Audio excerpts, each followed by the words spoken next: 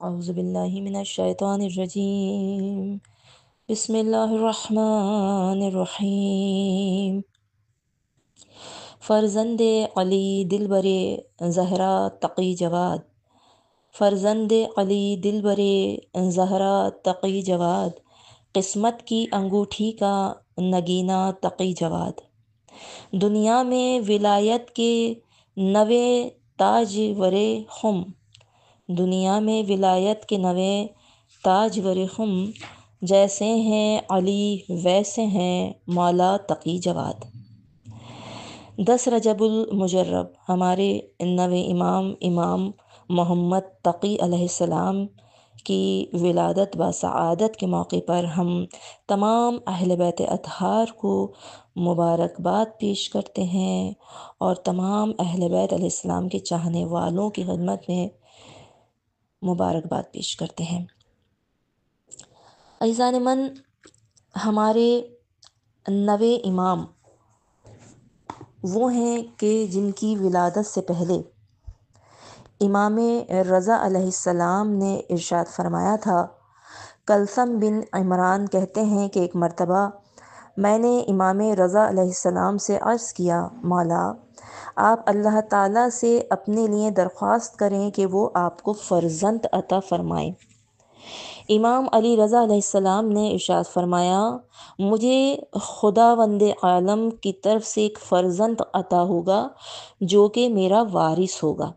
جب امام محمد تقی علیہ السلام پیدا ہوئے تو امام علی رضا علیہ السلام نے اپنے اصحاب سے فرمایا، خدا کی طرف سے مجھے ایسا بیٹا عطا ہوا ہے کہ جو سمندروں کے شگافتہ کرنے والے موسیٰ بن عمران کی شبیہ ہے اور میرا بیٹا عیسیٰ بن مریم کی شبیہ ہے۔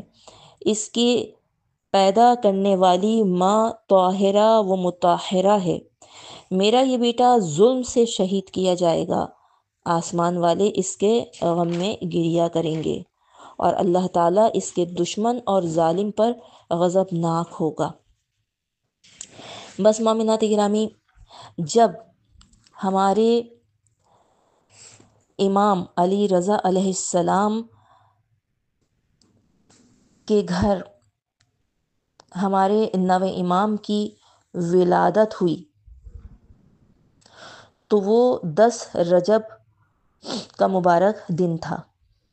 سلسلہ امامت کے در شہوار، خانوادہ قسمت کے گوہر آبدار، گلزار رضوی کے غنچہ نوبہار، امام تقی علیہ السلام آئے، تقوی نے سلام کیا، عبادت مسکرائی، ایمان نے روشنی پائی، اسلام پر بہار آئی، اور تیسرے علی نے تیسرے محمد کو آغوش میں لیا۔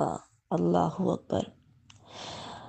عزیزان من، روایت میں ہے کہ رجب وہ مہینہ ہے کہ جس میں 2 محمد اور 2 علی تشریف لائے۔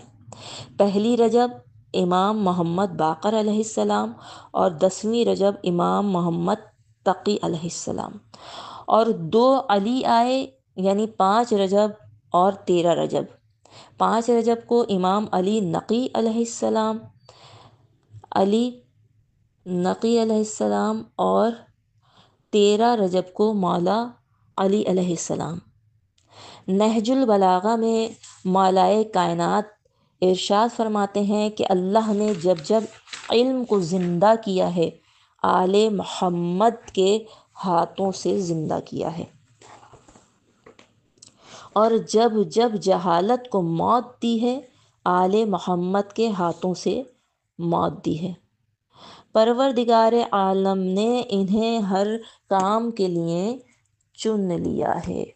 بے شک عزیزان من، یہ وہ محمد اور آل محمد ہیں کہ جن کے گھرانے کا بچہ بچہ صاحب علم ہے، اور یہ وہ محمد اور آل محمد ہیں کہ جنہیں پروردگار عالم نے امام بنا کر بھیجا ہے، اور دشمنان دین کی عقلیں حیران رہ جاتی تھیں کہ جب کم سنی کے عالم میں ہی امام اپنے معجزات دکھایا کرتے تھے، جیسا کہ ایک یہ واقعہ کہ ایک مرتبہ مامون رشید اپنے ساتھیوں کے ساتھ شکار کے لیے نکلا۔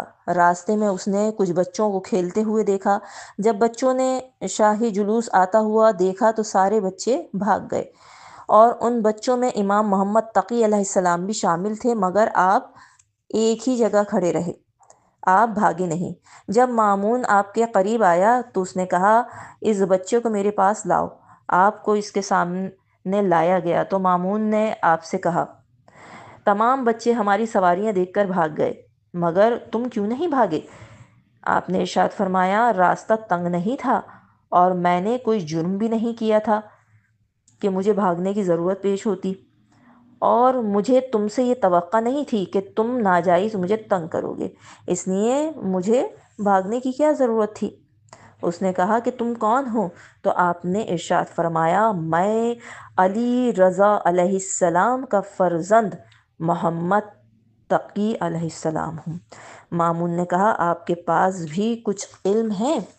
آپ نے ارشاد فرمایا، اگر چاہو تو میں تمہیں آسمان کی باتیں بتا سکتا ہوں۔ اس کے بعد مامون شکار کے لیے چلا گیا۔ جب وہ جنگل میں پہنچا تو اس نے اپنے باز کو ایک پرندے پر چھوڑا، لیکن باز نے آسمان کی طرف پرواز کی اور چند ہی لمحات میں وہ بادلوں میں چھپ گیا، اور جب وہ واپس آیا تو اس کے پنجوں میں ایک خوبصورت مچھلی تھی۔ مچھلی کو مامون دیکھ کر حیران رہ گیا کہ باز بادلوں سے یہ مچھلی کیسے لے کر آیا۔ اتنے میں اس کی روانگی کا وقت ہو گیا۔ وہ واپس آیا تو اس نے پھر اسی جگہ پر بچوں کو کھیلتا ہوا دیکھا، اور اس نے کہا، آج رضا کا بیٹا میرے ہاتھ سے بچ نہیں سکے گا۔ جب بچوں نے شاہی جلوس کو آتے ہوا دیکھا تو وہ پھر بھاگ گئے۔ مامون نے اس مچھلی کو اپنی مٹھی میں چھپایا، بند کیا، اور جب اسی جگہ پہنچا تو امام محمد تقی علیہ السلام کے علاوہ وہاں کوئی بچہ موجود نہیں تھا، سب بھاگ چکے تھے۔ مامون نے کہا کہ آپ کے پاس آسمان کی کون سی خبر ہے؟ امام محمد تقی علیہ السلام نے ارشاد فرمایا، اللہ تعالیٰ نے سمندروں میں بہت سی مچھلیاں پیدا کی ہیں، اور جب مونسون ہوائیں اٹھتی ہیں تو وہ ہوا کے زور سے کچھ مچھلیاں بھی بادلوں میں چلی جاتی ہیں، اور زمین کے بادشاہ باز لے کر شکار کو جاتے ہیں اور جنگل میں اپنے باز کو چھوڑتے ہیں، اور باز بادلوں میں چھپ جاتا ہے اور وہاں سے ایک مچھلی، چھوٹی سی مچھلی پکڑ کر لاتا ہے، جسے بادشاہ اپنی مٹھی میں چھپا کر آل محمد کے علوم کا امتحان لینے کے لیے پوچھتا ہے کہ تیرے پاس آسمان کی کون سی خبر ہے؟ مامون نے کہا، بے شک آپ نے سچ فرمایا۔ پھر اس نے آپ کو اپنے ساتھ سوار کیا اور اپنے محل میں لے کر آیا، اور پھر کچھ دنوں بعد اس نے اپنی بیٹی سے آپ کا عقد کر دیا۔ تو بس عزیزان محترم، یہ وہ امام ہیں کہ جن کے معجزات دیکھ کر اور علم دیکھ کر دنیا حیران رہ جاتی تھی، اور 9 امام کے جن کے القاب میں ایک لقب ہے تقی اور ایک لقب ہے جواد۔ آپ سب جانتے ہیں، یعنی تقوی امام محمد تقی ہیں۔ امام محمد تقی ہیں ہدایت کا وہ راستہ جو خدا کی طرف سے ایک پیکر ہدایت بن کر آئے، جس نے خود کو بھی بچایا اور دوسروں کو بھی بچایا، یعنی جنہوں نے خدا کے عذاب سے لوگوں کو بچایا، وہ ہدایت دینے والے کہ جنہوں نے معصیت سے بچایا، ہدایت کرنے والے۔ تو وہ امام کا نام ہے محمد، لقب ہے تقی، اور دوسرا لقب جو معروف ہے وہ ہے جواد، جود و سخا کا پیکر۔ جواد لفظ ہے سخاوت کے اعتبار سے، دیکھیے 2 لفظ سخاوت کے اعتبار سے استعمال ہوتے ہیں، ایک غنی اور دوسرا جواد۔ غنی کا کیا مطلب ہے اور جواد کا کیا مطلب ہے؟ اللہ تعالیٰ نے امام محمد تقی علیہ السلام کا نام غنی نہیں رکھا بلکہ جواد رکھا۔ غنی اور جواد دونوں ہی دینے والے ہیں، اور بے حساب دینے والے ہیں، مگر فرق ایک مقام پر آ جاتا ہے۔ غنی وہ ہے کہ جو مانگنے کے بعد عطا کرتا ہے، مگر جواد وہ ہے کہ جو بن مانگے عطا کرتا ہے اور اتنا عطا کرتا ہے کہ دوسرے در پہ جانے کی ضرورت ہی پیش نہیں آتی۔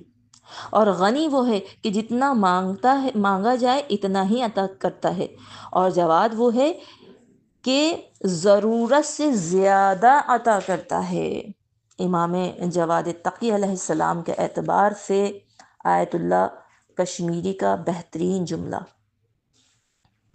لیکن اس سے پہلے ایک شعر بیان کرنا چاہوں گی کہ امام جواد تقی کے حوالے سے کہ آپ جود و سخا کے مالک ہیں، آپ عطا پر عطا کرنے والے ہیں۔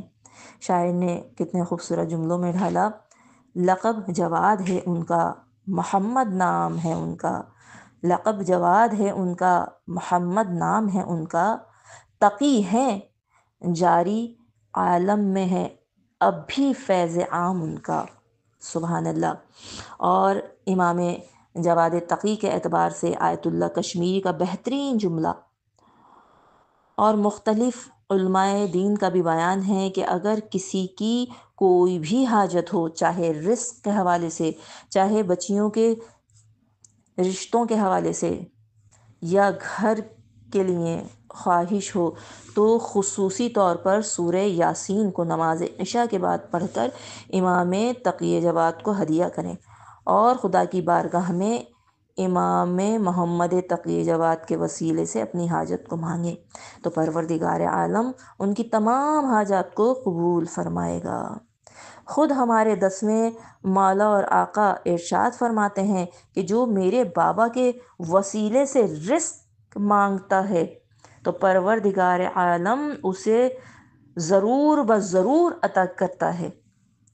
اس دور میں انسان رزق اور روزی کے لیے پریشان ہے، تو عزیزان من، ہم دعا کرتے ہیں آج کے بابرکت دن کے صدقے میں اور امام تقی جواد کے صدقے میں بارگاہ الہی میں دعا کرتے ہیں کہ اے پروردگار عالم، ہمارے نوے مولا تقی جواد کے صدقے میں ہم سب کو رزق حلال عطا فرما، ہم سب کے رزق میں روزی میں برکت عطا فرما، اپنے خزانے سے عجائب عطا کر، اور ہم سب کو روحانی اور جسمانی صحت عطا فرما، ہم سب پر اپنی رحمتیں اور برکتیں نازل فرما، اور سب سے بڑی حاجت، سب سے بڑی تمنا، سب سے بڑی دعا، جلد از جلد ہمارے زمانے کے امام زمانہ علیہ السلام کے ظہور میں تعجیل فرما۔